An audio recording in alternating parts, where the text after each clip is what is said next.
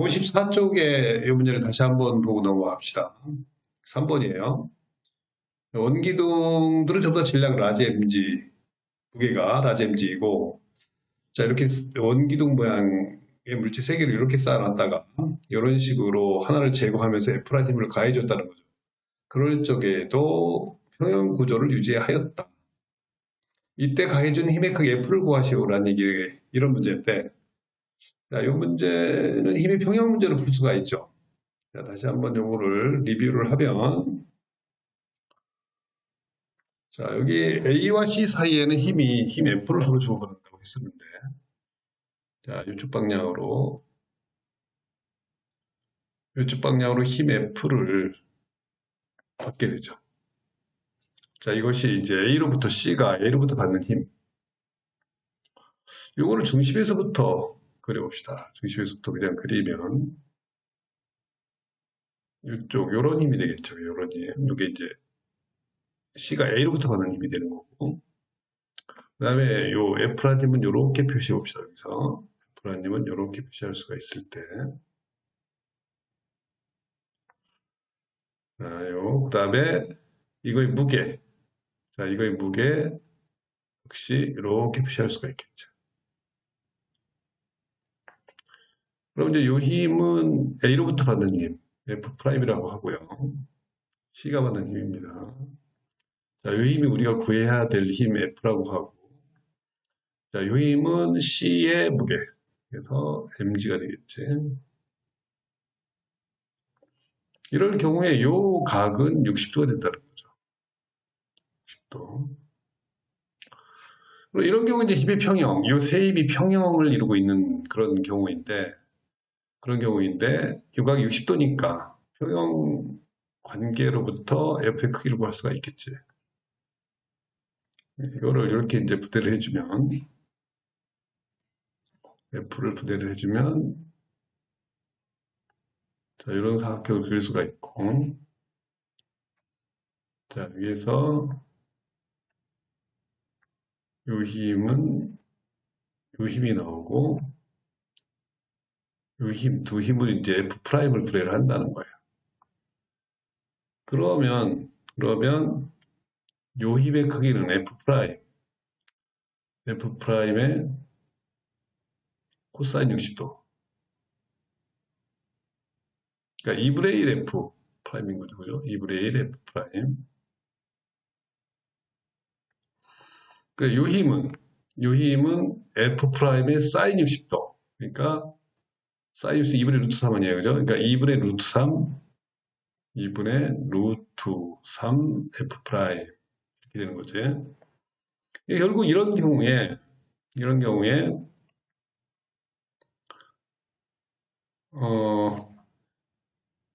요 힘과 요 힘이 서로 크기는 같고 방향이 반대인 평형을 이루게 되는 거고, 요 힘과 요 힘이 또 크기는 같고 방향이 반대인 힘의 평형을 이루게 된다는 거지. 그렇다면 어떻게 쓸 수 있겠느냐? 크기만 봤을 때,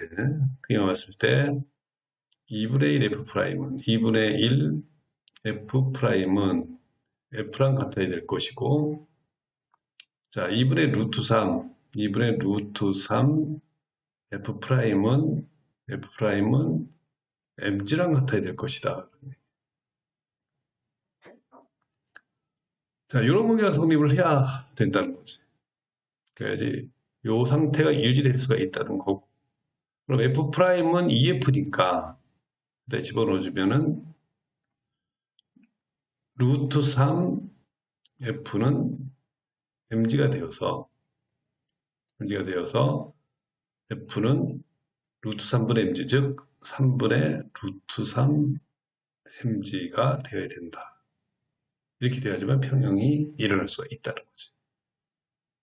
자, 이렇게 해결할 수가 있겠어요.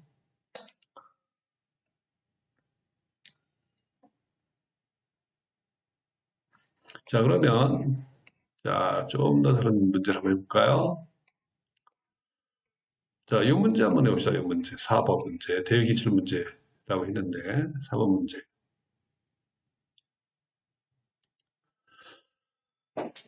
자, 이 문제를 보면은 나무 토막을 작은 비커에 넣고 다시 이 작은 비커를 물에 담긴 큰 비커 속에 넣었다.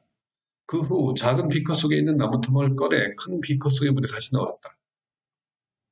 자, 옳은 것만을 고르시오 그랬고, 나무 토막의 질량과 작은 비커의 질량은 서로 다르다.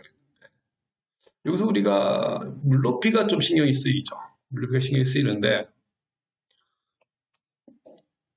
뭐, 나에서 보면은, 부력을 받으니까 뜨겠지. 자, 뜬다. 이게 평형 상태인 거죠. 이게 평형 상태라는 얘기는 아래 방향으로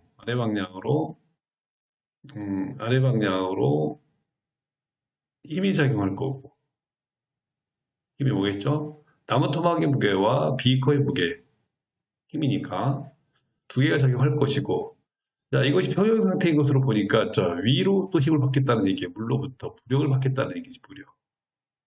그래서 이런 상태는 무게와, 뭐의 무게? 나무 토막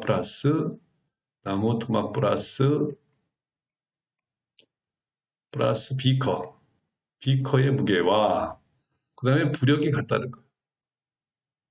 크기가 같다는 거죠, 크기와 같다는 건데, 여기서 부력이라고 하는 게 뭘까, 부력? 바로 얘네들이 밀어낸 물의 무게.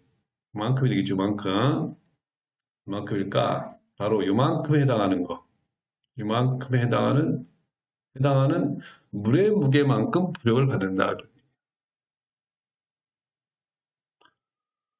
뭐, 당연히, 자, 그럼 요만큼 해당하는 부력을 받는다는 얘기는 요만큼을 밀어냈다는 뜻이고, 나무토막과 비커가 요만큼의 물을 밀어냈다는 얘기 아니에요, 그죠? 아르키메데스의 원리에 의하면 밀어낸 물의 무게만큼 부력을 받는다고 했으니까 이만큼 밀어낸 거야. 따라서 이쪽의 수위보다는 이쪽의 수위보다는 이쪽의 수위보다는 이쪽의 수위는 높았을 거라는 거지. 이만큼 밀어냈으니까. 이렇게 되면 어떻게 될까? 이렇게 되면 자, 물을 얼마나 밀어냈을까? 자, 힘이라는 걸 명심하세요. 힘, 이것도 힘이고 이것도 힘이다. 자, 힘, 무게. 자, 이렇게 바깥 두 개로 떨어져 나간다 그래서 무게가 변할 수는 없잖아요. 자, 무게가 변할 수 없으니까 부력도 역시 변하지 않을 거고, 밀려나간 물의 무게도 변하지 않을 거고, 밀려나간 물의 부피도 변하지 않기 때문에 결국 여기의 여기의 높이는 같다는 거지. 자, 다시 한번 봅시다. 그러면 1번 가의 물높이보다 나의 물높이가 더 높고, 이건 당연한 얘기. 당연히 맞다는 거죠. 이거는. 그죠? 당연히 그렇다는 얘기고. 그다음에 나에서 물 대신 같은 양의 소금물로 바꾸면 비건은 덜 잠기게 될 것이다. 덜 잠긴다는 얘기는 물을 조금밖에 안 밀어낸다는 것이고, 같은 부력을 받아야지만 뜰 수 있으니까, 무게만큼 부력을 받아야 되니까. 그런데 이제 소금물이 더 무겁기 때문에 조금만 밀어내도 같은 부력이 된다는 거죠. 이 현재 밀어낸 물의 무게와 소금물의 무게만 같으면 되는 건데, 소금물이 더 무거우니까 조금만 밀어내도 된다는 거지. 그래서 비커는 덜 잠기게 될 것이다. 맞다는 얘기죠. 자, 나에서 나무 투할권에 다와 같이 큰 비커 속에 넣으면 비커의 물높이는 올라가지 않고 똑같을 거다. 나와 다는 똑같다. 같은 부력을 받기 때문에 밀어낸 물의 무게도 똑같고 밀어낸 물의 부피도 똑같아진다는 거죠. 물 대신 소금물을 사용해도 나에서 다로 변화할 때 비커의 물높이 변화는 동일한 결과가 나타날 것이다. 자, 물 대신 소금물을 사용하는 경우도 물높이 변화가 여기 없다. 물을 사용했을 때 나에서 다로 가는 경우에 물높이 변화가 없다 그랬으니까 소금물을 사용해도 물높이 변화는 없다는 거지. 그래서 이것도 맞다. 그러니.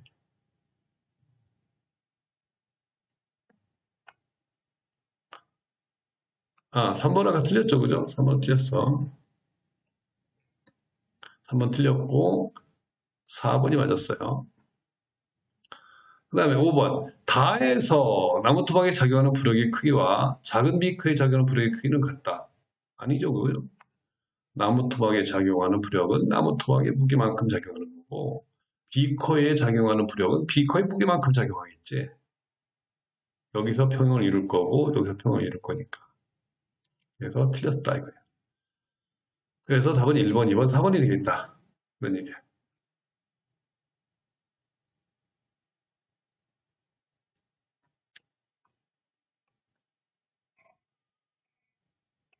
자, 또 어떤 문제가 있을 수 있을까? 6번도 부력에 관련되니까 한번 풀어볼까요? 6번. 자, 민호 얘기예요. 민호 얘기. 그죠? 민호는 다음처럼 부력에 대한 실험을 했는데 먼저 물이 가득 잠긴 유리컵을 그 저울 위에 올려놓고 질량을 측정했다. 뭐 유리컵의 질량과 물의 질량이 동시에 측정이 되겠지.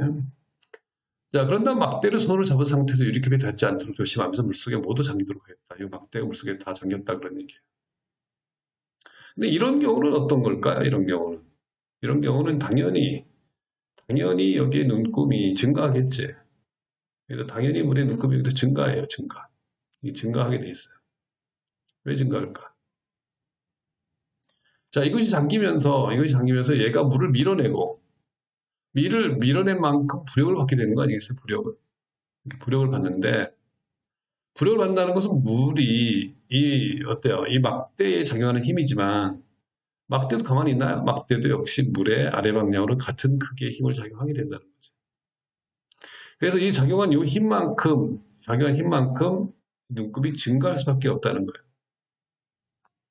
자, 그럼 1번. 물속에 잠긴 막대의 무게만큼 저울의 눈금 무게만큼 올라가는 게 아니죠. 그죠? 무게만큼 올라가는 게 아니라 자, 여기서 이 무게만큼 올라가는 게 아니라 막대의 무게만큼 올라가는 게 아니라 막대가 밀어낸 물의 무게만큼. 그죠? 막대가 밀어낸 물의 무게만큼. 밀어낸 물의 무게만큼 올라간다는 거예요. 무게만큼 눈급이 올라갈 수밖에 없다. 그게 부력이니까. 부력. 물이 이 물체에 작용하는 힘. 그의 반작용. 물체가 물에 작용하는 힘 아래 방향. 그러니까 이 눈급이 증가할 수밖에 없겠죠. 자, 2번. 막대가 직접 이렇게 요리컵에 닿지 않았으므로 저울의 눈급이 변화합니다. 이건 당연히 틀렸죠. 부력을 받기 때문에 눈급이 증가합니다. 자, 1번 틀렸고, 2번 틀렸어요. 같은 부피가 잠기더라도 막대를 수직으로 넣으면 저울의 눈급이 더 올라간다. 그거 아니죠, 그죠? 부피. 잠긴 부피가 문제예요, 그죠? 그 잠긴 부피만큼 물을 밀어내기 때문에 밀어낸 물의 무게만큼 부력을 받는다는 얘기예요. 물속에 잠긴 막대의 부피에 해당되는 물의 무게만큼 저울의 눈급이 올라간다. 이게 정확한 얘기죠. 이게 아르키메데스의 원리입니다. 막대를 집어넣는 순간만 저울의 눈급이 올라갔다 다시 원래 위치로 돌아온다. 아니죠, 그죠? 계속 저울의 눈급이 올라간 상태로 유지가 되는 거고, 막대와 길이가 다르고 부피가 같은 스티로폼을 넣어도 부피가 같다 그랬잖아요, 그죠? 부피 같은 스티로폼을 넣었어. 넣으려면 사실은 뭐 이렇게 밀어 넣어야 되겠지. 어쨌든 부피가 같은 스티로폼을 넣으면 같은 부피만큼의 물을 밀어내기 때문에 눈곱은 같은 높이로 올라가는 게 맞겠죠. 밀어낸 물의 무게가 똑같으니까 밀어낸 물의 무게만큼 그 부력을 받지 않겠습니까? 그래서 답은 4번과 6번이 되겠어요.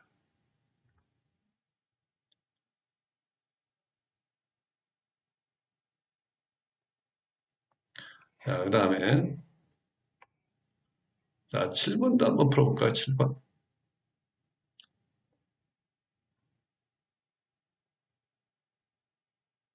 자, 7번.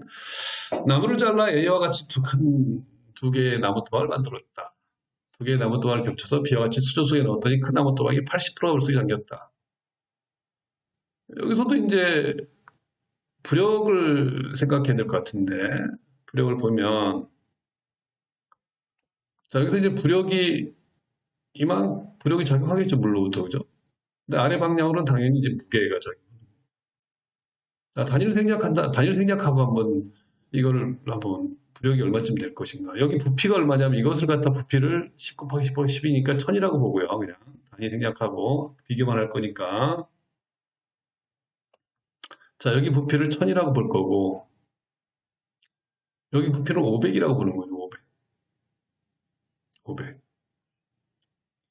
자, 그 다음에 나무 토막의 밀도를 로 1이라고 하고 이 물의 밀도는 1이죠, 1.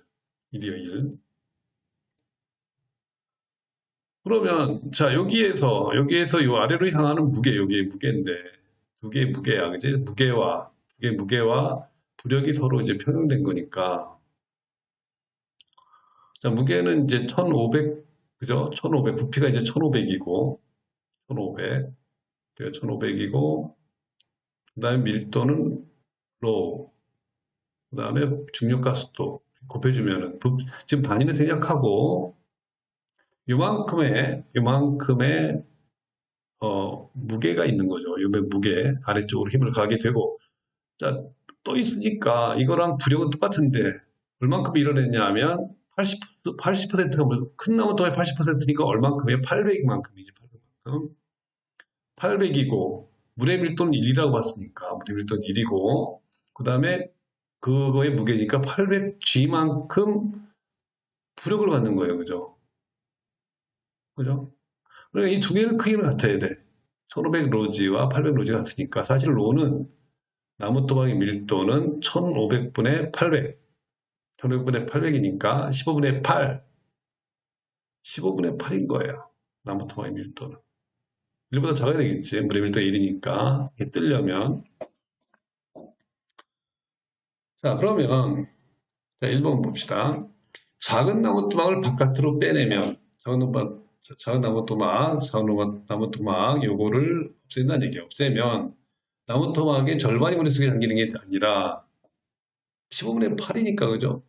15분의 8이니까, 밀도가 15분의 8에 15분의 7.5가 절반인데, 15분의 8이니까 조금 더 잠기겠지. 그게 틀렸다는 얘기예요. 큰 나무 토막 위에 있는 작은 토막 내려 물에 넣으면, 수조 속의 물의 높이는 변화가 없을 거예요. 이거 좀 전에 했죠, 그죠? 무게가 문제니까. 이 두 나무 토막의 무게만큼 물을 밀어내는 거죠. 그 두 개의 무게에 해당하는 물의 무게, 그 물을 밀어내는데, 둘의 무게와 밀어낸 물의 무게는 똑같아야 돼. 밀어낸 물의 무게는 그만큼 부력을 받는 거니까. 그래서 이 아까 이 800G라고 하는 게 밀어낸 물의 무게였고, 이것이 두 나무 토막의 무게였지. 두 개는 같았어요, 항상. 이걸 내려놓는다고 해가지고 달라질 건 하나도 없어요. 변화가 없을 것이다. 맞다는 얘기예요. 그 다음에 큰 나무 토막을 작은 나무 토막 위에 올려놓으면, 거꾸로 올려놨다, 거꾸로. 올려놓으면 작은 나무 토막 완전히 물이 잠길 것이다. 자, 800만큼 물이 잠겨야 되는데 얘는 500밖에 안 돼. 부력이 800G가 작용해야 된다는 거예요. 800G.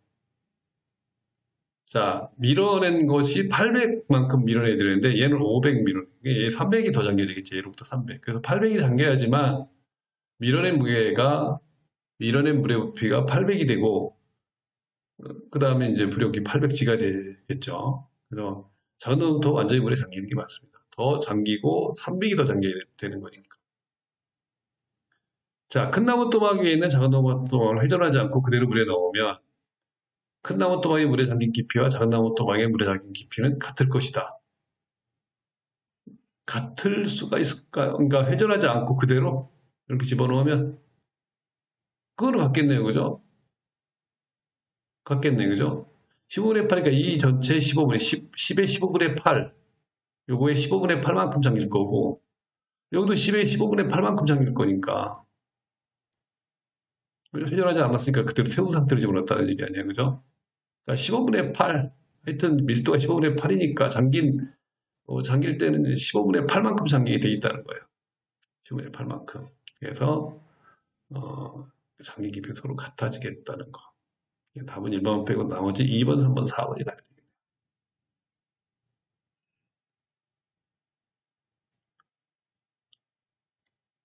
자, 그렇게 풀어주면 되겠고.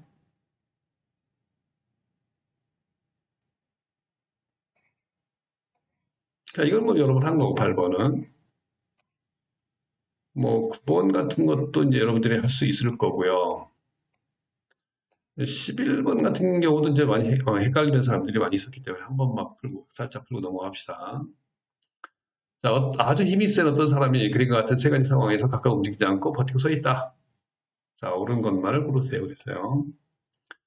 자, A 같은 경우를 보면은, 어때? 이 사람 양쪽으로 어때요? 양쪽으로 사실은 동일한 힘을 받고 있는 거예요. 그죠? 동일한 힘을. 이렇게 동일한 힘을 받고 있는 거예요.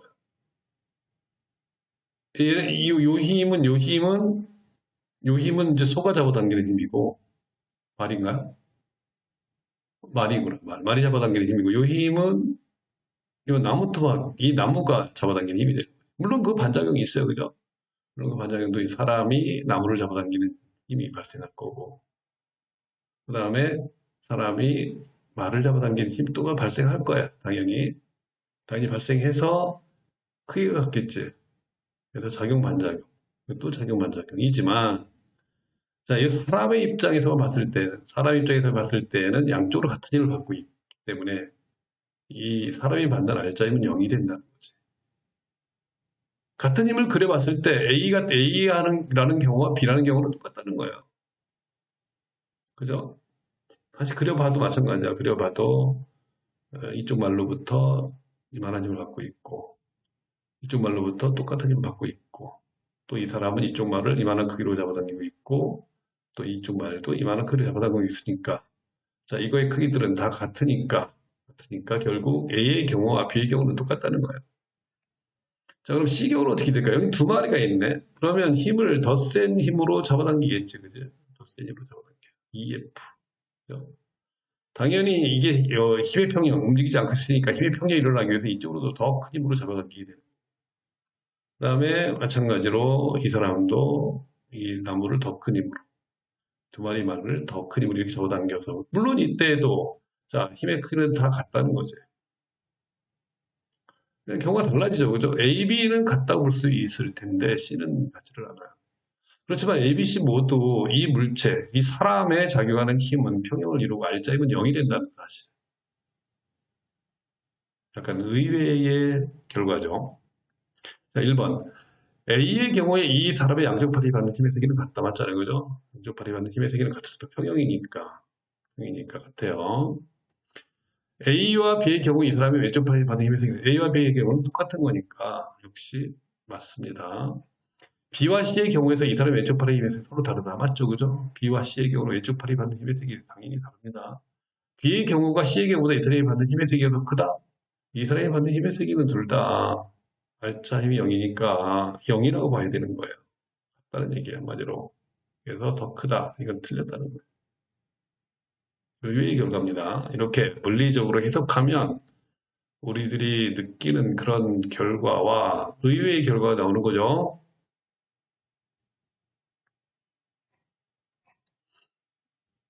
자, 12번도 한번 해결을 한번 해보겠어요. 12번도.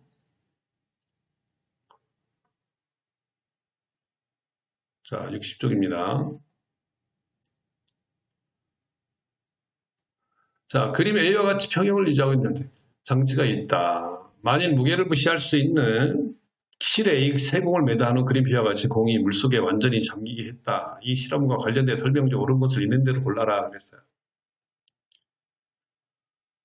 여기서 이제 눈여겨봐야 될 것은 바로 뭐냐면 자, 이거의 무게, 요 추의 무게가 어디로 작용하고 있냐는 거예요. 여기에 작용하고 있잖아요. 여기에, 그죠? 여기에 매달려 있으니까. 추의 무게는 여기에 작용하고 있는 거예요. 추의 무게와 작은 쇠구슬과 이 추의 무게가 동시에 여기서 작용하고 있는 거예요. 뭐 쇠구슬의 이 추의 무게가 더 크겠지만, 더 크긴 하겠지만 이거의 무게와 이거의 무게 동시에 이쪽에 작용하고 있는 거예요. 이 두 개 합친 게 바로 여기 B컵 플러스 물의 무게랑 같을 때 평형을 이룰 수 있는 거예요. 이렇게. 그래서 이 두 개 합친 게 같아야지만 평형을 이루겠지. 근데 이걸 물속에 잠기면 어떻게 되겠느냐는 거예요. 물속에 잠기면. 우리가 항상 이런 문제 풀지만 물속에 잠기면 쇠구슬은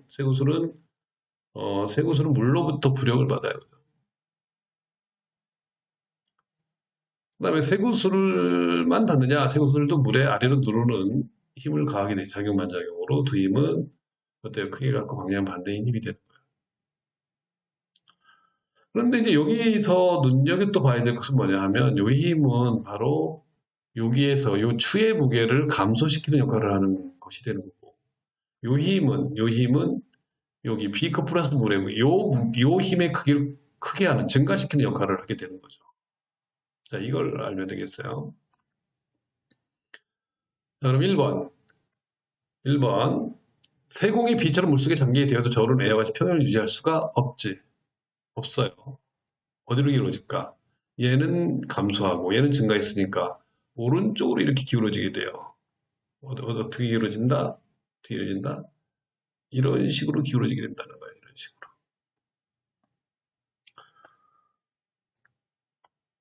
그래서 여기는 힘이 증가하고 쇠구슬의 무게는 감소하니까 쇠구슬의 무게는 여기에 지금 달려 있는 거니까. 이번 세공이 비처럼 물속에 잠기게 되면 비처럼 물속에 잠기게 되면 저울의 오른쪽 팔이 아래쪽으로 이게 맞다는 거예요. 이게 맞다는 거예요. 오른쪽 팔이 아래로 기울어진다. 3번 B저울을 다시 A와 같이 평행되게 하기 위해서는 가해 주어야 하는 힘의 크기는 풀 속에서 받는 부력의 크기와 같다가 아니라 얼만큼 가해줘야 될까? 평행되기 위해서. 2배만큼이지, 그죠? 2배만큼. 얘는 추의 무게만큼 가벼워졌고, 얘는 추의 무게만큼, 아니, 부력만큼 무거워졌으니까, 그 받는 부력의 2배만큼을 가해줘야지. 저기다가. 만약 평행을 되게 하기 위해서는 부력의 2배만큼. 요 힘의 2배만큼. 2배만큼을 더 가해줘야지만, 부력의 2배만큼 가해줘야지만 평을 이룰 수 있다는 거예요. 그래서 이건 틀렸다는 얘기예요.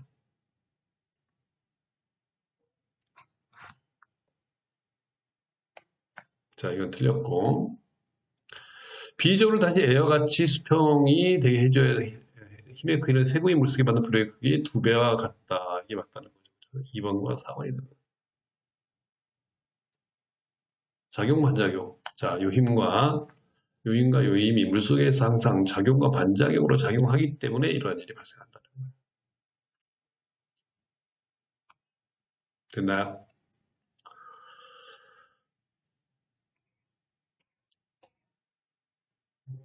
야, 이런 건 뭐 여러분들이 좀 주의 깊게 풀면 되겠고요. 이것도 마찬가지고.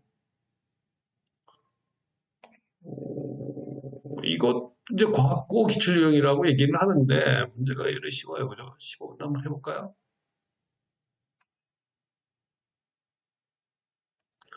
자, 고정도로의 한쪽에서는 움직도르래를 한쪽에서 무게 3N의 물체를 매달았고 같은 도래를 사용하여 그린 비와 같이 장치하였다.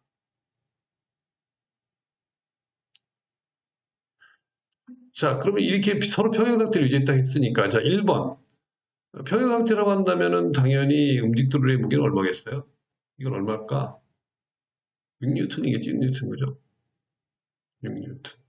왜 그럴까? 힘을 한번 그려볼까요? 힘을 그려보면은 자, 아래쪽으로 3N 작용하고 자, 위로 장력으로 3N 또 아래로 3N 또 아래로 3N 자, 끈의 장력 위로 3N 여기도 위로 3N 자, 이것이 바로 추의 무게죠. 자, 이거의 크기는 다 같은 거예요. 요거는 이제 추의 무게니까 다르고 요거는 추의 무게니까 탑색을 해주면 요거는 이렇게 되는 거고 근데 요 빨간색 표시한 거는 전부 다 3N으로 갔지. 작용, 반작용 등등으로. 이 추에 작용하는 힘만을 본다면, 그죠? 이 추에 작용하는 힘만을 본다면 위로 6N, 아래로 무게니까. 자, 요거의 크기는 6N이 된다는 거예요. 당연히 6N의 물체를 들어올리기 위해서는 3N의 힘이 필요하다는 움직도로의 원리죠. 하여튼 움직도로의 무게는 6N이에요.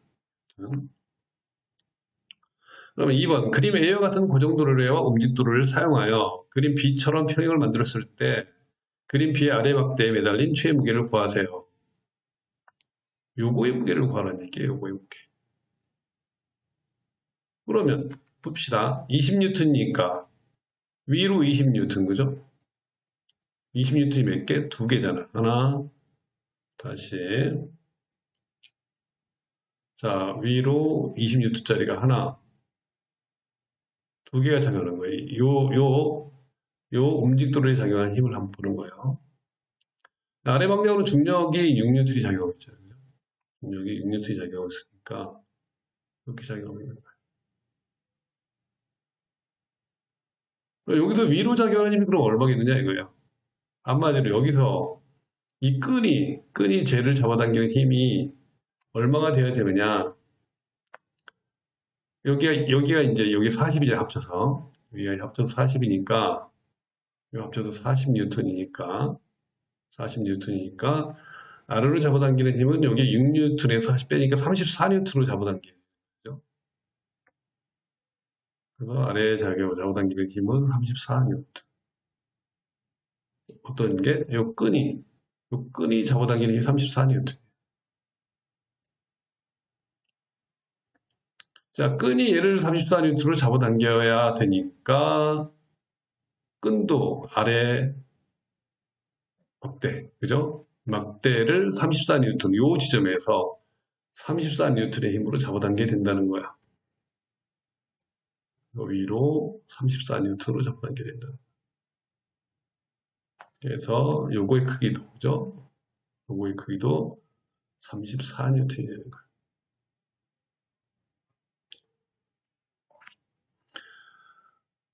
자, 이거의 무게를 갖다가 F라고 하면, 그죠? 이걸 무게를 갖다가 F라고 합시다. 이거의 무게를 아래 방향으로 F라고 하면,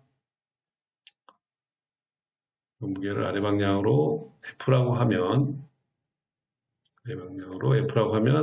이제는 돌림힘의 원리예요, 그죠? F 곱하기 2는 34 곱하기 3의 성립하겠지. 팔의 길이 곱하기 힘이 똑같아야 되니까, 그죠? 그래서 34 곱하기 3은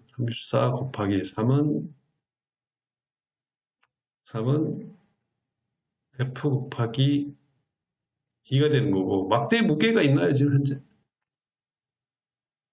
막대 무게 무시하는 거죠. 막대의 무게는 무시한다 그래서 무시한다. 막대의 무게는 여기 생각 안 해도 되는 거니까. 위로 잡아당기는 힘에 의한 돌림힘과 아래 추의 무게에 의한 돌림힘이 같으면 되는 거예요. 그게 바로 이 식이죠. 따라서 F는 17 곱하기 3이 되는 거죠. F는 17 곱하기 3이 되어서 51N이 된다는 거예요. 추의 무게는 바로 51N이다. 무게, 질량이라면 중력가속도를 나눠주면 되겠다. 자, 이렇게 문제를 해결할 수 있는 거고.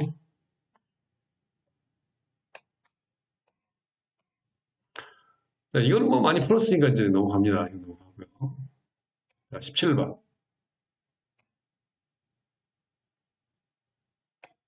17번.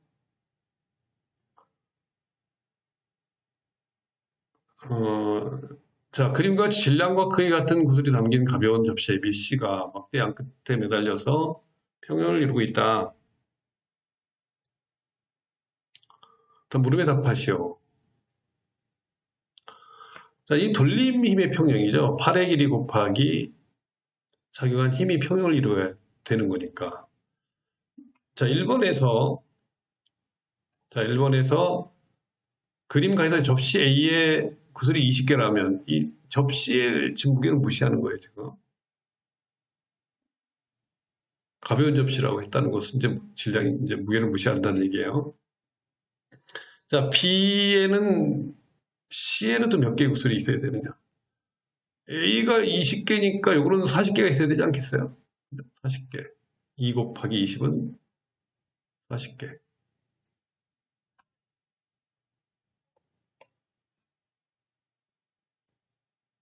40개.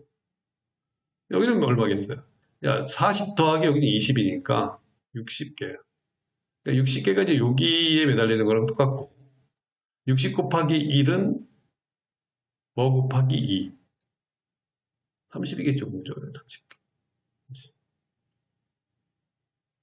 자, 이런 식으로 구슬의 개수를 구할 수가 있게 되겠고, 그 다음에 2번. 그림가에서 접시 AB를 떼어서 그림 나처럼 물속에 넣었더니 접시 A에서 구슬 4개를 꺼내야 평형을 이룬다라고 얘기를 했어요.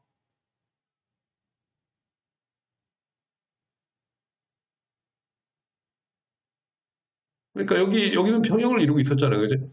평형을 이루고 있었는데, 집어넣었더니 뭘 받아요? 부력을 받겠지, 부력을. 그지? 부력. 부력을 받을 거예요, 부력을. 그러니까 40개에 해당하는, 40개, 구슬 40개 부피, 그지? 구슬 40개 부피에 해당하는 부피의 물의 무게. 네, 그만큼 밀어냈으니까 물의 무게만큼 아마 부력을 받을 거예요. 그런데 자, 그랬더니 접시에 의해서 구슬을 4개를 꺼내야 평형을 이룬다고 했어요. 실제로 여기서 4개를 꺼내면 여기서 몇 개를 꺼내야 평형을 이루나? 8개를 꺼내야 평형을 이루겠지, 그죠? 4개를 꺼내면 4 곱하기 2는 8 곱하기 1이니까 여기서 8개를 꺼내야 평형을 이룰 거야. 그죠? 8개. 이걸 8개 이제 무게가 없어진다는 건데, 구슬 8개 무게가 없어지면 평형을 이룬다는 건데, 그거 대신에 물의 무게, 구슬은 40개 부피의 물의 무게랑 똑같은 거야. 무슨 얘기냐? 현재 구슬 8개 무게와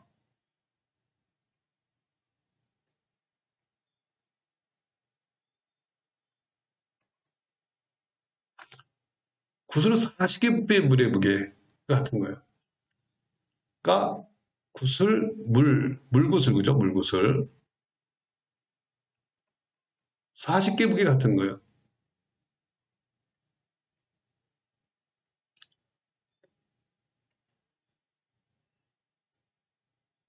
무슨 알겠죠?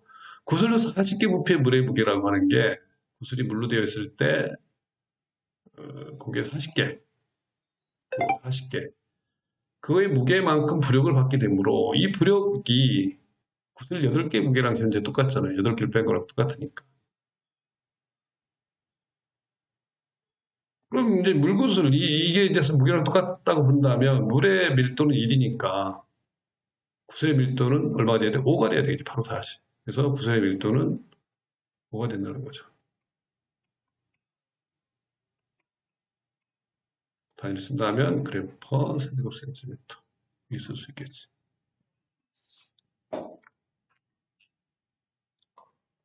자, 이런 식으로 부력을 이용하고 돌림위의 평형을 이용하는 문제였어요.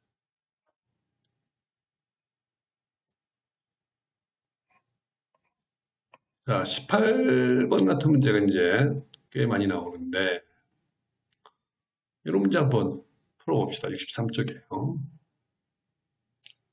자, 그림처럼 수평면에 자, 조건을 잘 읽어봐야 돼요. 조건을 잘 못 읽어서 적용을 못 시키면 문제가 안 풀리는 거니까. 자, 잘 읽어보면 질량 2m의 물체가 수평면 위에 질량이 2m의 물체가 있는 거예요. 2m의 물체가 있고 A가 있고 그 위에 질량 M의 물체 B가 있는 거야. 물체 B를 수평 방향으로 물체 B를 잡아당기는 거예요. F의 힘은 현재 B에 작용하고 있는 거예요. B에 작용하고 있는 거고 B에 작용하고 있는 거고 끌었더니 AB가 한 덩어리처럼 일정한 속도로 한 덩어리가 되어서 움직였다는 얘기, 같이 움직였다는 얘기지.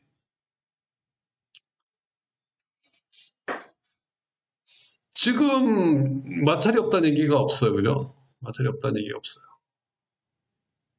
그러면 마찰이 다 있다는 얘기 아니에요. 그죠? 자, 마찰력을 한번 표시를 한번 해볼게요. 마찰은 이제 A에 작용하는 마찰력을 F1이라고 한다면 아마 이 방향으로 거꾸로 이 방향으로 작용하게 될 거야. 다시 한번 그려볼까? 이 방향으로 작용하겠지. 이건 A가 받는 힘이야. 그래서 이걸 다 F1이라고 합니다. 자, 이걸 F1이라고 합니다. A가 받는 힘이죠. 이거에 대한 반작용은 당연히 이 면이 받는 힘이 되는 거예요. 면이 받는 힘. 면이 받는 힘이니까 사실 이 두 물체의 운동하고는 관계가 사실 없게 돼요. 그죠? 이거 두 개의 크기는 당연히 갖게 되겠지.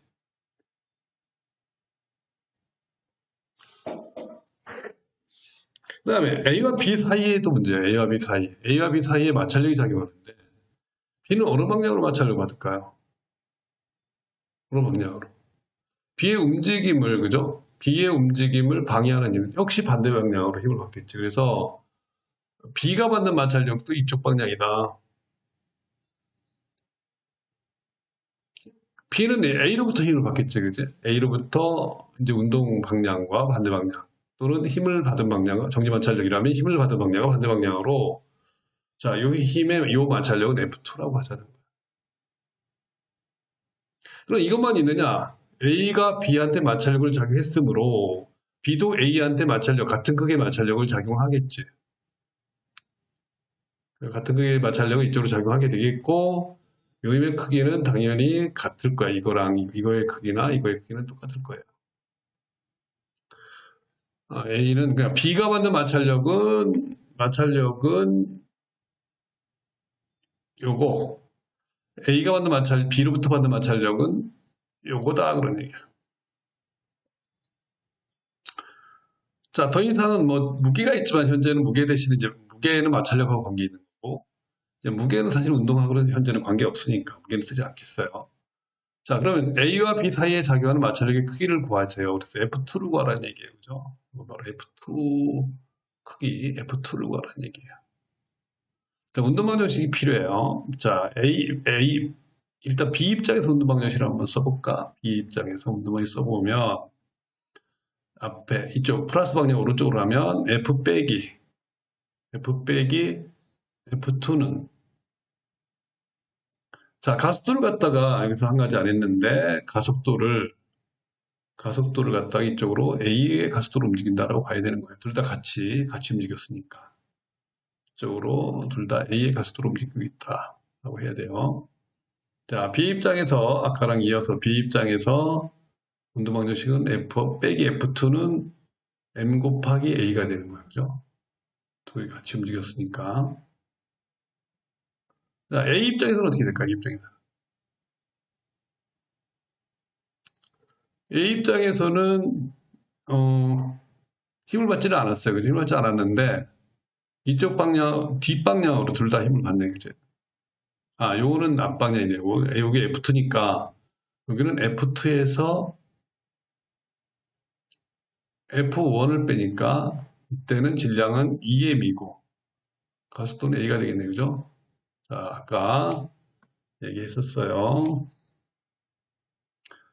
요 힘이 바로 B가 받는 힘, A가 받는 힘. 요 힘이 바로 또 A가 받는 힘이니까, 이건 플러스 방향, 이건 마이너스 방향이니까, F2 빼기 F1이 된 거예요. 질량은 2m, 가속도는 A. 자, 이렇게 된 거예요. 그러니까 이제 F를 알고 있는 거잖아요. 그죠? F를 알고 있고. 그죠?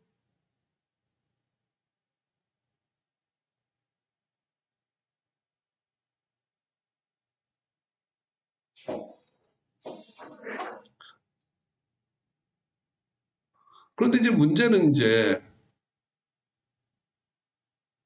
이제 요 조건을 또 생각을 해야 되겠네요. 그죠? 요 조건. 한 덩어리처럼 일정한 속도. 가속도가 0이라는 얘기죠.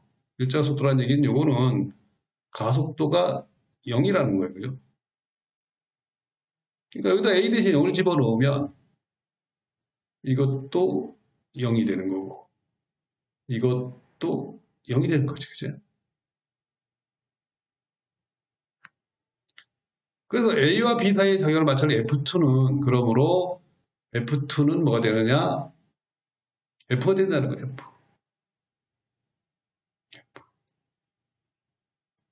크기는 바로 F가 된다는 거예요. 물체 A와 B의 작용을 알짜임을 구하시오 그랬어요.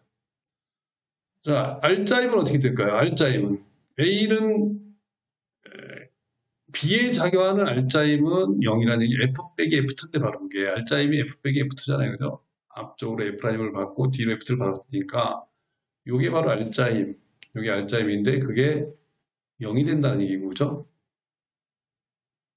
그 다음에 A에 작용하는 힘도 당연히 두 가지 힘이 있는데 역시 0이니까 역시 알짜임은 둘 다 0이라는 거예요. B에 작용하는 알짜임이 이건데 가속도가 0이므로 0. A에 작용하는 알짜임은 F2 빼기 F'인데 역시 등속도, 일정 속도로 운동하니까 0. 그래서 알짜임은 둘 다 0이 된다. 자, 이렇게 해결할 수가 있겠죠.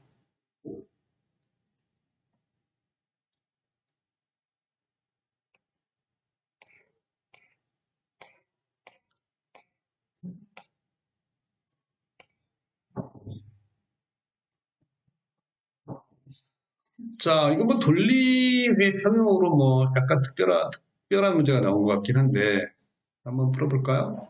풀어보면은, 무게가 5N이 얇은 막대라 그랬으니까, 어, 무게 중심에서 이제 아래 방향으로 힘이 작용하고 있다라고 봐야 되겠어요. 0.6m니까 무게 중심 0.3m. 그러니까 아래 방향으로 일단 막대 무게 0.35N이 작용한다라고 봐야 돼요. 요게 5N.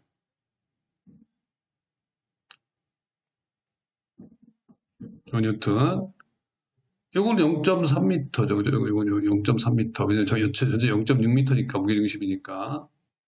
요거는 0.3m.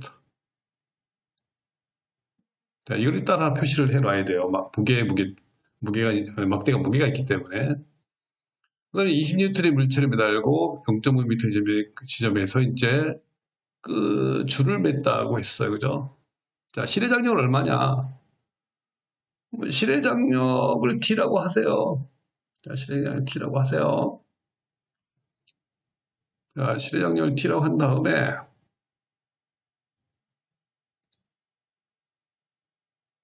자, 이걸 T라고 한 다음에 T를 나누란 얘기야, 나누란 얘기야. T를 또 X방향과 Y방향으로 나눕니다.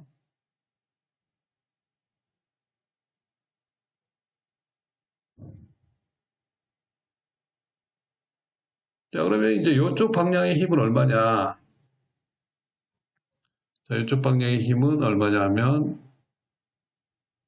T의 사인 30도. 그러니까 2분의 T가 되겠지, 2분의 T. 그리고는 2분의 T가 될 것이고요. 자, 이쪽 방향의 힘은 2분의 루트 3T가 되는데, 이거는 실제로 지금 현재 힘의 평형하고 관계가 없어요. 그죠? 이 힘은 요 막대가 요 벽을 수직으로 누르는 힘이기 때문에, 뭐, 일단 적어놓긴 하겠습니다만, 현재 우리 문제풀이하고는 관계가 없는 힘이 돼요. T 대신에 이 두 가지 힘으로 대신하세요. 자, T 대신에 2분의 T와 2분의 루트 3T. 이거는 이쪽 방향, 이거는 이쪽 방향. 그 힘으로 이제 대신하면 될 거고. 그러면 2분의 T 곱하기 0.5, 돌림힘이니까 8의 길이 곱하기 2분의 T. 2분의 T. 그죠? 자, 0.5 곱하기 2분의 T야. 0.5 곱하기 2분의 T. 돌림힘이니까 8의 길이 곱하기 2분의 T는 자, 아래 방향으로 돌림. 이건 윗방향으로 돌림힘이었어요. 이제 아래 방향으로 돌림힘은 0.3 곱하기 5.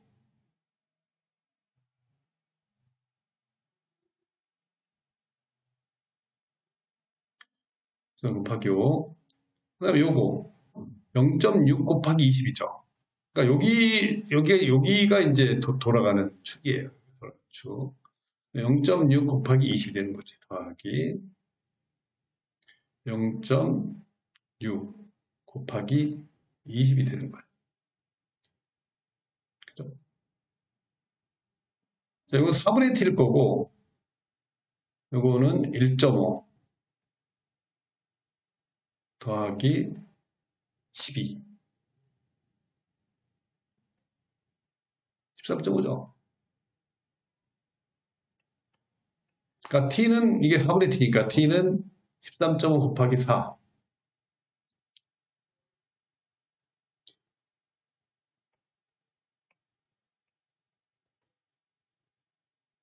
얼마죠? 13 곱하기 4가 4, 4, 1, 4, 4, 30, 52니까 54가 되겠네요. 그죠?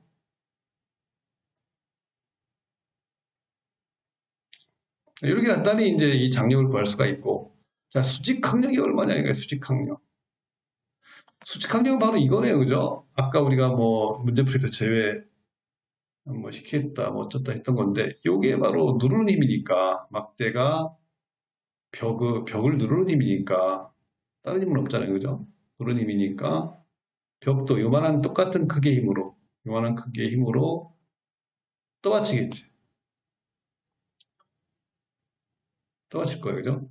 그러면 그게 똑같은 힘으로 똑같을 거야. 그러니까 이거의 크기와 이거의 크기는 똑같겠지. 이거의 크기와 이거의 크기는 똑같을 테니까 결국 요거 2분의 루트 3t가 그죠? 수직 항력에는 2분의 루트 3t라고 볼 수 있는 거고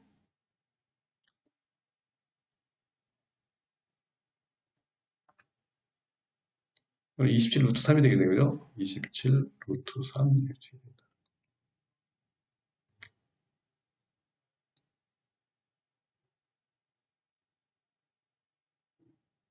그래서 이거는 이제 돌림에 관련된 그런 문제였어요.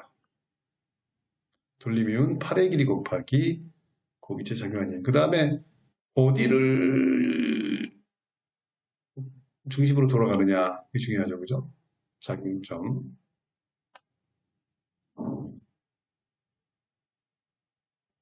회전 중심.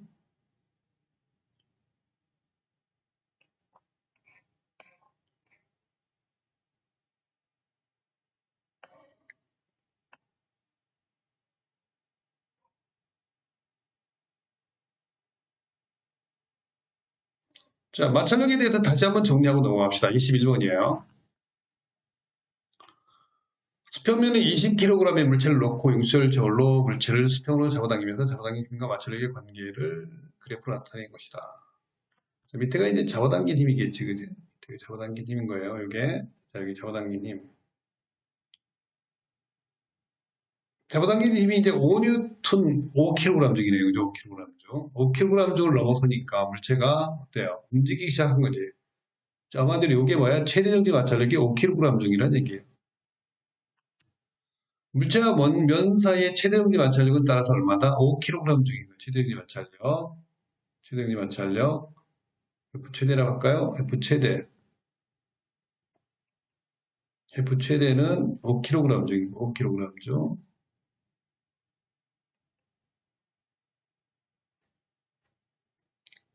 그러면 정지 마찰력에서는 얼마냐? F는 뮤N인 거잖아요. 그죠? F는 뮤N이니까 F는 정지 마찰력 개수 곱하기 최대 정지 마찰력. 최대 정지 마찰력은 수직 항력에다가 정지 마찰력 개수 곱한 거니까 이걸 구해주면 되는 거고 수평면에 그냥 20kg의 물체를 놨을 때는 무게는 20kg인 거잖아요. 근데 최대 정지 마찰력이 5kg이니까 5는 뮤 곱하기 20. 그래서 뮤는 4분의 1. 0.25죠. 그죠? 뮤는 0.25가 돼요. 정지한 물체 4kg의 힘을 수평 방향으로 가했을 때 마찰력 크기는 얼마냐? 현재 보니까 정지한 물체에 5kg 중에 이상의 힘을 가해야지만 물체가 움직여요. 왜? 최정지 마찰력이 5kg 중이니까. 근데 이제 4kg 중의 힘을 수평 방향으로 가했을 때는 안 움직이지. 안 움직일 때 마찰력의 크기는 가한 힘만큼. 따라서 그때의 마찰력은 최대는 아니고 정지 마찰력이겠지. 정지 마찰력은 4kg 중이 된다.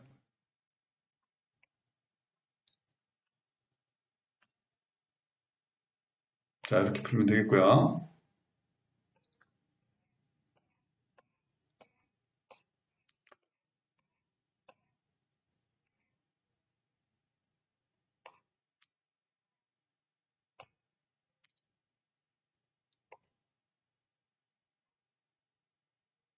자, 24번.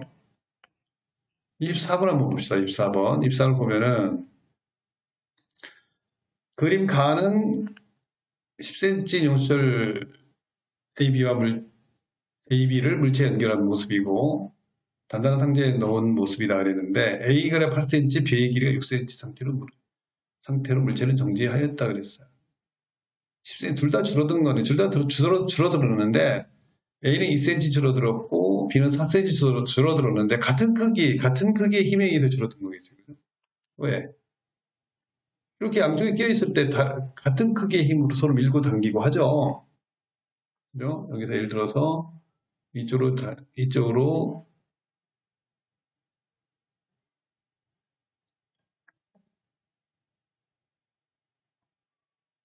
미는 힘, 용철이 미는 힘과 상자가 용철을 미는 힘은 똑같을 거고 이것도 마찬가지로 용철이 미는 힘과 상자가 미는 힘은 똑같을 거라는 거지. 결국 A가 나타내는 탄성력과 B가 나타내는 탄성력은 서로 같다는 거예요. F로 같다는 거예요. 그래서 F는 KX니까, 그죠? F는 KX. 자, 탄성력은 유형철의 상수 곱하기 줄어들거나 늘어난 길인데, 이 힘이 현재 같단 말이에요. 근데 이제 줄어든 길이가 A가 2일 때 B는 4나 줄어들었다는 거예요. 그러니까 유형철의 상수의 크기는 여기 똑같은데, X가 2일 때가 A고, X가 4일 때가 B란 얘기예요. 여기 A고, 여기 B야. F는 똑같아야 되니까, A는 K가 2라고 볼 수 있다면, F는 똑같으니까, K 값은, 여기 2대1이 돼야 되겠지, 2대1, 그죠? A하고 2대1. A가 B의 2배이다. 이게 맞다는 얘기예요, 그죠? A가 B의 2배이다. 당연히 이제 K 값이 크면 용수철이 변형되는 정도가 작은 거니까. 자, 니은. 나에서 물체에 작용하는 함량은 0이다. 맞죠, 그죠? 물체의 양쪽에 같은 크기의 힘으로 서로 밀고 있으니까 R자임은 0이 돼요. 나에서 용수철 A가 물체에 작용하는 힘의 방량은 용철 A가 물체에 작용하는 힘의 방량은 오른쪽이죠, 오른쪽, 그죠? 오른쪽. 여기 힘이니까 여기. 지금 서로 이게 줄어든 상태니까 물체를 밀겠지. 그러니까 오른쪽이 맞아요. 답은 5번입니다.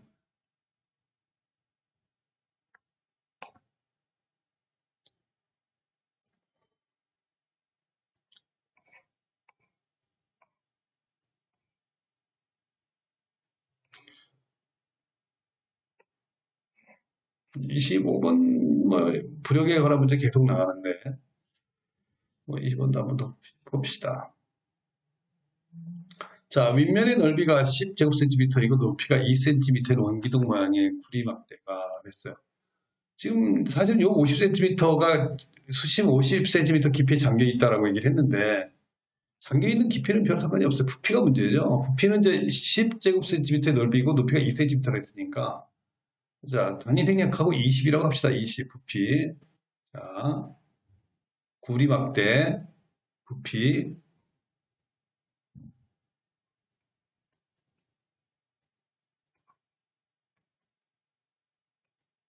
20이라고 합시다. 자, 물속에 있는 구리막대를 들어올리기 위해서 필요한 최소한의 힘의 크기는 얼마냐? 우리가 이거 했었죠, 그죠? 이 힘의 크기가 F라면 여기서 잡아당기는 힘의 크기도 F가 돼야 된다는 거. 지우고 다시 한번 해주면 자, 이 힘의 크기도 F가 돼야 된다는 거. 이것도 F가 돼야 된다는 거예요. 둘 다.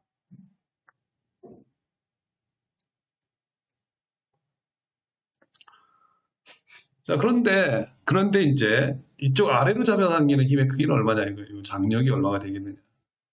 이게 문제인데 이 장력은 무게에다가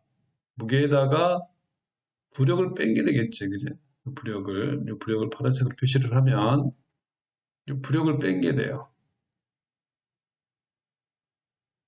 그래서 요게 이제 바로 그 장력 T가 되는 거죠. 이 장력 T가 된다는 거예요.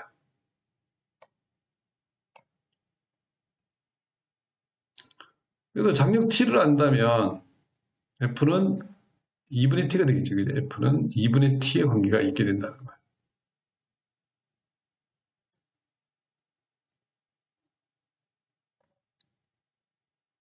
자, 그러면 이 장력을 알기 위해서 구리막대의 무게를 구하고, 그 다음에, 부력을 구하면 되겠지, 부력. 여기 구리막대 부피 있으니까. 여기서 이제 그럼 무게를 구하면 무게가 부피고, 밀도 곱하기, 그죠? 밀도 곱하기 부피를 하면 바로 무게가 질량이 나오는 거고, 여기다 G를 곱해주면 무게가 되는 거죠.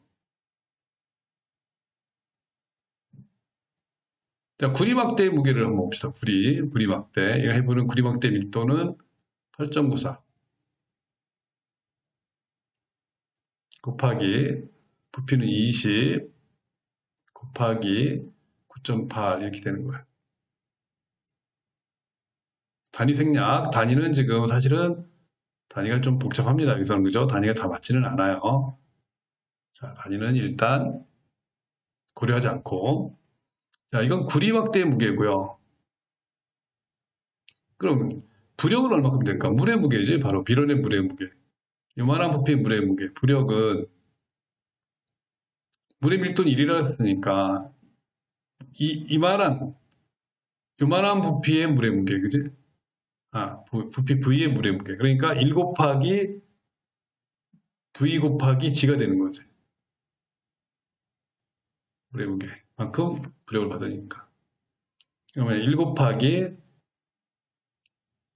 196, 20 곱하기 9.8. 이렇게 되는 거야. 자, 단위 생각하지 않기로 했어요. 사실은 9.8이 980이 돼야 되는데.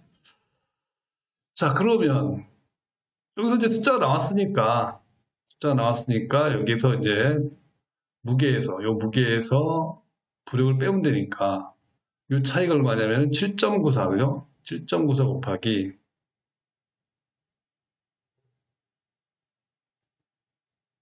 20 곱하기 9.160, 20 곱하기 98, 196이에요, 196.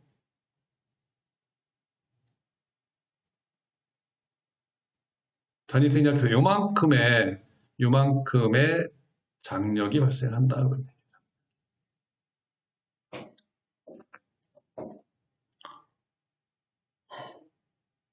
그죠? 그러면 여기서 이제 장력 2분의 D, 이걸 2로 나눠주면 이제 바로 F가 되는 거니까. 그러므로 F는 98, 그죠? 98 곱하기 7.94가 되는 건데, 자, 단위를 갖다 맞추면 어떻게 될까요? 단위를 맞추려면. 7.94. 여기서,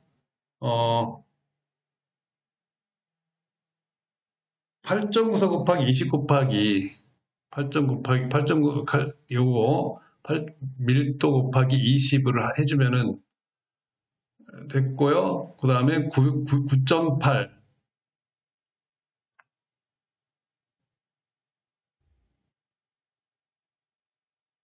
자, 9.8을 곱했을 때, 9.8은 근데 이제 미터 퍼 세컨드 제곱이란 말이에요. 그죠?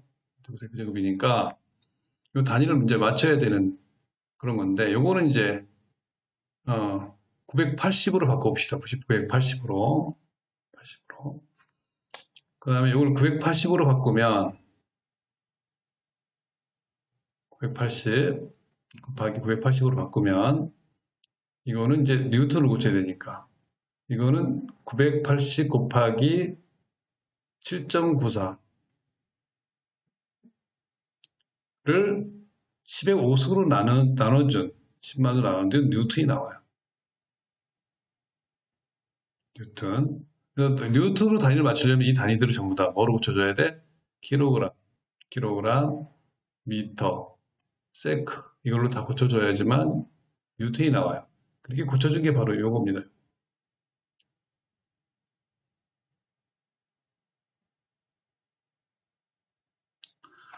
자, 요거의 단위 바꾸는 공식은 해답을 참조하시길 바래요. 해답을 참조해서 자, 답도 한번 확인해 보고 그러기를 바랍니다.